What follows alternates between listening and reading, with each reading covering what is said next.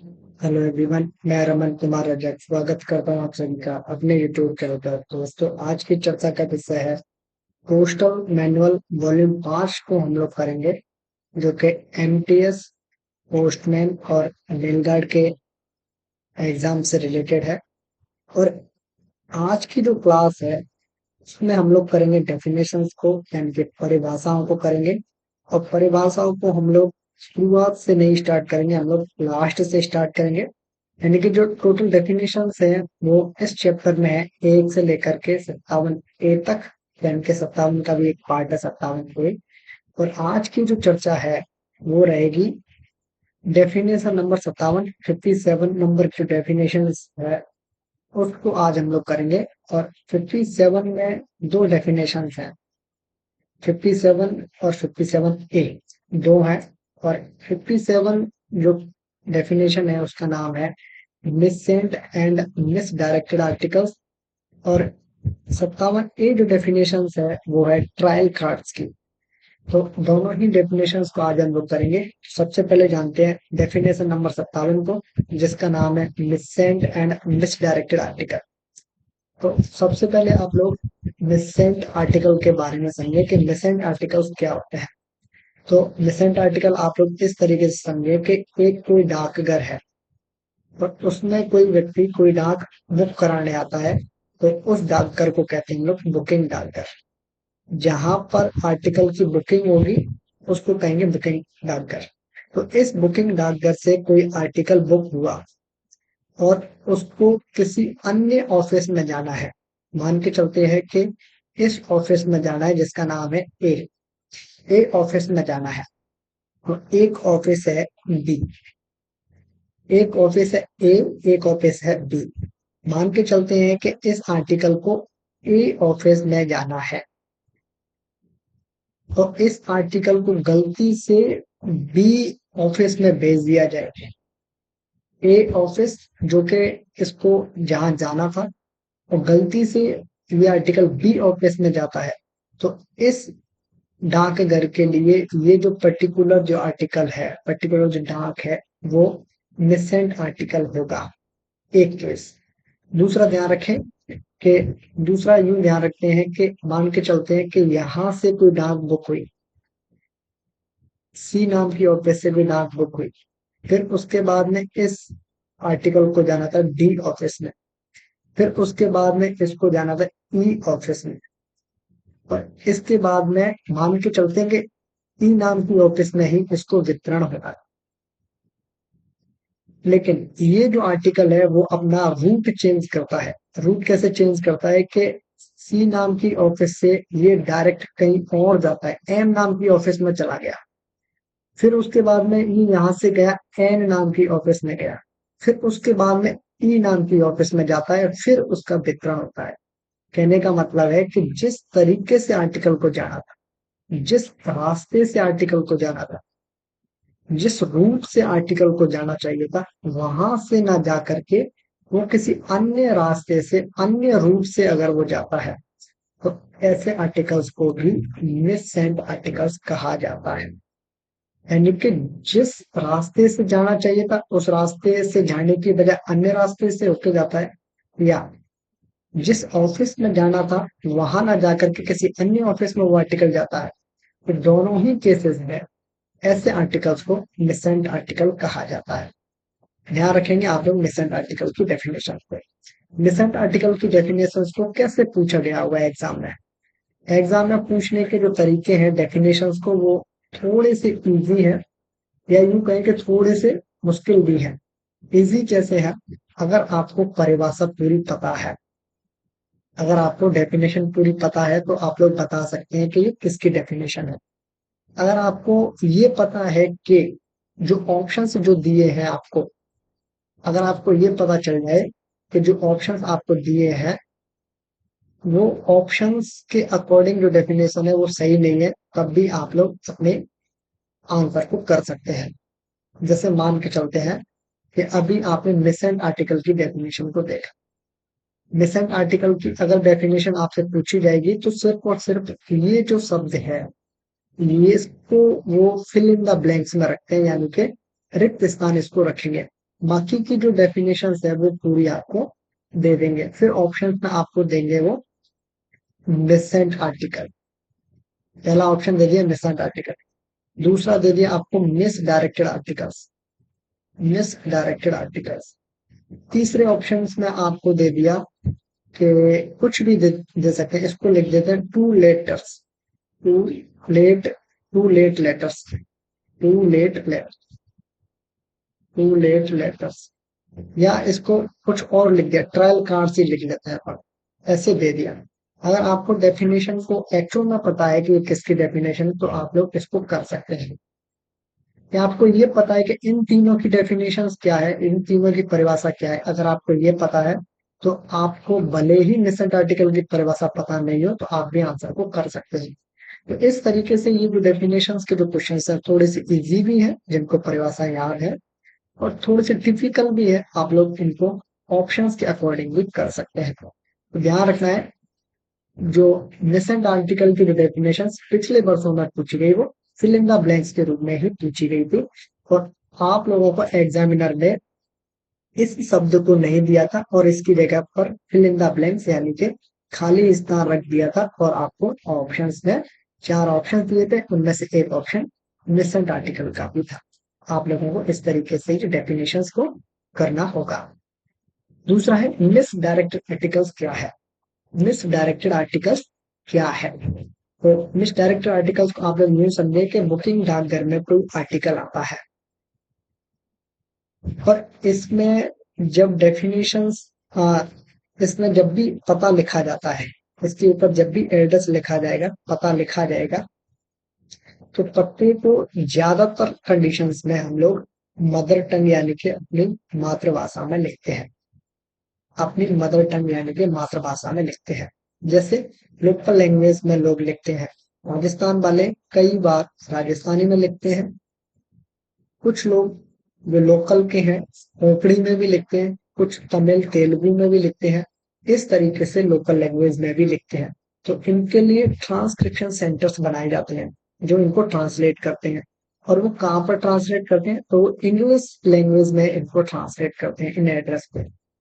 गलती से अगर इंग्लिश में पता लिखते समय, इंग्लिश में एड्रेस लिखते समय, पता लिखते समय आपका जो गंतव्य स्थान है, आपका जो गंतव्य स्थान है जिसे आप लोग डेस्टिनेशन कहते हैं, या यूं कहें कि जहां पर आर्टिकल का वितरण होना होता है, उस पते की बात करें, उस शहर या सिटी या गांव की बात करें, वो पता ही आपका गलत लिख दिया है, वो पता आपका गलत लिख दिया है, डेस्टिनेशन गलत लिख दी, वितरण का जो स्थान था उसको गलत लिख दिया इंग्लिश में जब भी लिखते समय, तो ऐसे जो आर्टिकल्स हैं इनको मिस डायरेक्टेड आर्टिकल्स कहा जाता है। इन आर्टिकल्स को क्या कहा जाएगा, इन आर्टिकल्स को कहा जाएगा मिस डायरेक्टेड आर्टिकल। कहने का मतलब है एक तरीके से आप लोग सिंपल लैंग्वेज में इसको यूज समझे मिस डायरेक्टेड आर्टिकल को, कि ऐसे आर्टिकल्स जिन पर जो गंतव्य स्थान है वो गलत लिखा हो, किसके द्वारा, office of posting. Office of posting किसे कहते हैं, ऑफिस ऑफ पोस्टिंग किसे कहते हैं, इसको आप लोग समझे। ऑफिस ऑफ पोस्टिंग या कहें office of booking, office of booking किसे कहते हैं। इन दोनों जो वर्ड्स हैं इन दोनों का मीनिंग एक ही है। ऐसी ऑफिस जहां से डाक को या तो पोस्ट किया गया हो, या जहां से बुक किया गया हो, या जहां से भेजा जा रहा है, उस ऑफिस को ऑफिस ऑफ पोस्टिंग या ऑफिस ऑफ बुकिंग कहते हैं। तो ऑफिस ऑफ पोस्टिंग या ऑफिस ऑफ बुकिंग पोस्टिंग के डाकघर या बुकिंग डाकघर से किसी भी आर्टिकल पर पता लिखते समय गलती से गंतव्य स्थान को गलत लिख दिया जाता है, तो ऐसे आर्टिकल्स को मिस डायरेक्टेड आर्टिकल्स कहा जाता है। दोनों डेफिनेशन का आप लोग ध्यान रखेंगे। अगली जो डेफिनेशन है वो है ट्रायल कार्ड की। ट्रायल कार्ड की जो डेफिनेशन है वो 57A में है, ध्यान रखेंगे। 57 का भी एक पार्ट 57A इसमें है।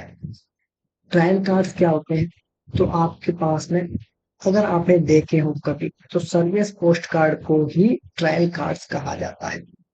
सर्विस पोस्ट कार्ड को ही क्या कहा जाता है, ट्रायल कार्ड्स कहा जाता है। सर्विस पोस्ट कार्ड को अगर आप लोग यूं कहें कि किस फॉर्म में या किस फॉर्मेट में बनाते हैं, किस फॉर्म या किस फॉर्मेट में बनाते हैं, तो इसको भी आप लोग ध्यान रखें। इसका जो फॉर्म या फॉर्मेट है वो है M26A। M26A ये भी आपसे पूछा जा सकता है। M26A ये भी आपसे पूछा जा सकता है, ये भी आप लोग ध्यान रखेंगे। या सिंपली आपसे ये पूछा जा सकता है कि जो सर्विस पोस्ट कार्ड है, सेवा पोस्ट कार्ड जो होते हैं, सर्विस पोस्ट कार्ड जो होते हैं, उनको किस फॉर्म या फॉर्मेट में मेंटेन करते हैं। तो आप लोग ध्यान रखेंगे M26A इस फॉर्म या फॉर्मेट में इसको हम लोग मेंटेन करते हैं। फॉर्म या फॉर्मेट का मतलब क्या है? फॉर्म या फॉर्मेट का मतलब आप लोग इस तरीके से समझे कि जो आप विड्रॉल फॉर्म यूज करते हैं पोस्ट ऑफिस में, विड्रॉल फॉर्म जो यूज करते हैं, या मैच्योरिटी के लिए जो आप लोग फॉर्म यूज करते हैं, या प्री मैच्योर के लिए जब आप लोग कोई फॉर्म यूज करते हैं, या आप लोग पे स्लिप जमा पर्ची जिसे आप लोग कहते हैं उसके लिए आप लोग कोई फॉर्म यूज करते हैं, उन सबके एक नंबर होते हैं। उन नंबरों से क्या होता है? उन नंबरों से इनकी पहचान होती है कि कई जगह पर, जैसे आप लोग पीए पोस्ट पर जब होते हैं तो सेप में जब काम करते हैं, तब मोस्टली टाइम आपको फॉर्म नंबर ही याद रखने होते हैं। वहां से आपकी इंडेंट वगैरह जाती है, वहीं से आपको ध्यान रखना है। तो जब भी जो लोग इंडेंट करते हैं वो M26A लिखें या सर्विस पोस्ट कार्ड लिखें, दोनों के मीनिंग एक ही है। तो आप लोगों को फिलहाल के लिए एग्जाम पॉइंट ऑफ व्यू से ये सारी चीजों का ध्यान रखना है। बाकी जब आप लोग प्रैक्टिकली करें तब आप लोग उस तरीके से काम कर सकते हैं। तो ट्रायल कार्ड्स को सर्विस पोस्ट कार्ड कह सकते हैं या M26A कह सकते हैं। ये क्यों यूज किए जाते होंगे, इनका क्या मतलब है? तो कई बार आप लोगों ने डिटेन डिटेन आर्टिकल के बारे में सुना होगा। डिटेन आर्टिकल का मतलब है कि ऐसे आर्टिकल्स या ऐसी डॉक्यूमेंट्स को जिनको रोक लिया गया। रोका क्यों गया हो? रोका गया हो कब?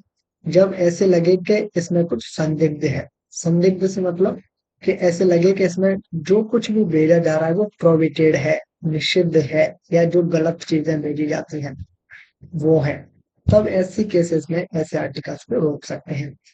प्रोहिबिटेड आर्टिकल्स को, निषिद्ध वस्तुओं को, संदिग्ध वस्तुओं को हम लोग डिटेन कर सकते हैं। और डिटेन का जो कारण है या जो आपकी मेल है उसका जो अल्टरनेट रूट जो है मेल का, उन सब के लिए ट्रायल कार्ड्स को हम लोग यूज करते हैं। ट्रायल कार्ड्स का यूज करते हैं, इस बात का ध्यान रखें। ट्रायल कार्ड्स का यूज डिटेन्ड आर्टिकल्स के कॉज के लिए या अल्टरनेट मेल रूट के लिए हम लोग इनका इस्तेमाल करते हैं। ट्रायल कार्ड का एक तो हो गया आपका फ्रंट साइड हो जाएगा, यानी कि आगे का हिस्सा हो जाएगा। दूसरा, इस ट्रायल कार्ड का बैक साइड होगी, यानी कि पीछे वाला हिस्सा होगा। तो पीछे वाला जो हिस्सा है ट्रायल कार्ड का, वहां पर कुछ चीजें प्रिंटेड होती हैं। और उन प्रिंटेड जो कॉलम्स हैं उनमें सबसे पहले है सोर्स ऑफ रिसीप्ट, कि ये कहाँ से आपको मिला, रिसिप्ट का सोर्स क्या है, कहाँ से आपको ये रिसीप्ट हुआ, कहाँ से मिला आपको। एक दूसरा होता है उसमें रिमार्क, मिसकनेक्शंस इत्यादि। यानी कि अगर आपको कुछ भी इसमें रिमार्क लिखना है या मिसकनेक्शन संबंधी कुछ भी इंफॉर्मेशन लिखनी है तो आप लोग सेकंड कॉलम में लिखेंगे। तीसरा जो कॉलम है वो मैनर ऑफ डिस्पोजल है, कि आप लोग इसका निपटान कैसे करेंगे, इसको कैसे डील करेंगे, वो है। चौथे कॉलम में है कि date stamp of the office और द सेक्शंस, तो जो भी आपका कार्यालय है या आपका अनुभाग है, सेक्शन है, उसकी डेट स्टैम्प उस कॉलम में लगेगी फोर्थ नंबर में। फिफ्थ नंबर में क्या है? फिफ्थ नंबर में है आपके हस्ताक्षर। किनके हस्ताक्षर है? हेड सॉर्टिंग सिस्टम के या पोस्ट मास्टर के, या जो भी आपका सुपीरियर है, सुपरवाइजर जिसे बोलते हैं, उनके। तो सिग्नेचर होंगे 5 नंबर के कॉलम में। ये सारी चीजें क्यों होती होंगी, इन सब की जरूरत क्यों है? जैसे डेट स्टैम्प्स की जरूरत क्यों है? डेट स्टैम्प्स की जरूरत इसलिए है कि आपको पता चल जाता है कि किस तारीख को आया। सिग्नेचर से इसलिए जरूरत पड़ेगी कि आप लोगों को पता चल जाएगा कि इसको किस किसने सील किया, देखा किसने, और उसके लिए जिम्मेदार व्यक्ति कौन है। हेड सॉर्टिंग असिस्टेंट था या संबंधित पोस्ट मास्टर है, सुपरवाइजर, जो भी है। जब भी इन कॉलम्स को भरा जाता है, तो इन कॉलम को कौन भरता है? इन कॉलम को हेड सॉर्टिंग असिस्टेंट भरेंगे, या पोस्ट मास्टर, या आपका जो सुपरवाइजर है वो भरते हैं। इस बात का ध्यान रखेंगे। और इनमें और क्या होता है, क्या नोट करते होंगे वो? तो गंतव्य स्थान, किस समय पर, किस टाइम पहुंचा, तारीख और समय, सारी चीजें आप लोगों को नोट करनी है। और साथ के साथ में एक बात का और ध्यान रखना है कि जो डिलीवरी इसकी होगी, जब भी इसका वितरण होगा, उससे पहले आप लोग एक चीज और नोट करेंगे।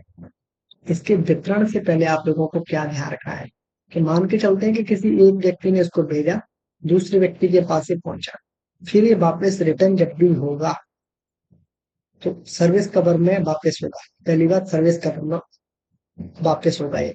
सर्विस कवर में वापस होने से पहले यानी कि लगभग जो वितरण का जो समय और तारीख है, समय और तारीख है, वो भी नोट करनी होगी। इस बात का ध्यान रखें, नोट करनी होगी, इस बात का ध्यान रखेंगे। और साथ के साथ एक बात का और ध्यान रखेंगे कि जब भी ये फॉरवर्ड किए जाते हैं, ट्रायल कार्ड जब भी आगे भेजे जाते हैं, तब ये स्टेशन बंडल में नहीं पैक किए जाते हैं, या इनको स्टेशन बंडल में शामिल नहीं किया जाता है। इस बात का ध्यान रखेंगे। स्टेशन बंडल क्या होते हैं, इसकी डेफिनेशन आप लोग इसी पार्ट में देखेंगे, यानी कि वॉल्यूम 5 में ही है। तो स्टेशन बंडल की डेफिनेशन आने वाली है, तब हम लोग इसको कर लेंगे, स्टेशन बंडल क्या होते हैं। इस बात का ध्यान रखें। तो आज की जो क्लास है, वहां से आप लोगों को 57 जो डेफिनेशन है, वो तो आपको पूरी ध्यान रखनी है। वहां से तो आपको प्रश्न पूछे ही जा सकते हैं, वहां से तो आपके प्रश्न बनते ही हैं। साथ के साथ आप लोगों को क्या ध्यान रखना है, साथ के साथ आप लोगों को ये ध्यान रखना है कि जो 57A है, 57 में दोनों डेफिनेशन को याद रखेंगे। 57A में से आप लोगों को सबसे पहले ध्यान रखना है कि trial card, service post card होते हैं, इनको M26A फॉर्म या फॉर्मेट में हम लोग इनको मेंटेन करते हैं। और इसके पीछे की तरफ 5 कॉलम्स हैं, पांचों कॉलम्स को ध्यान रखेंगे। 5 कॉलम्स में कौन सिग्नेचर करते हैं, इसका ध्यान रखेंगे। और साथ के साथ में इसको ध्यान रखेंगे कि इनको हम लोग स्टेशन बंडल में शामिल नहीं करते हैं। तो आज की क्लास से लगभग 4 से 5 प्रश्न पूछे जा सकते हैं। 4 से 5 प्रश्न कौन से? 2 तो ये डेफिनेशन हो जाएंगी, दूसरा तीसरा प्रश्न ये होगा कि service post card, trials card ही होते हैं। तीसरा, चौथा प्रश्न ये पूछा जा सकता है कि इसे किस फॉर्म या फॉर्मेट में हम लोग मेंटेन करते हैं। पांचवा प्रश्न ये पूछा जा सकता है कि इनको जो इसका जो बैक है, उसमें कौन कौन से कॉलम है। छठवां प्रश्न ये पूछा जा सकता है कि क्या हम इसे स्टेशन बंडल में पैक कर सकते हैं या नहीं। तो इन सारी चीजों को आप लोगों को ध्यान में रखना है। आप लोग इस तरीके से इन डेफिनेशंस को याद भी रखेंगे और इनकी नोट्स भी बढ़ाएंगे। तो फिलहाल के लिए इस वीडियो को करता हूं मैं एंड। ये है इस वीडियो का। धन्यवाद।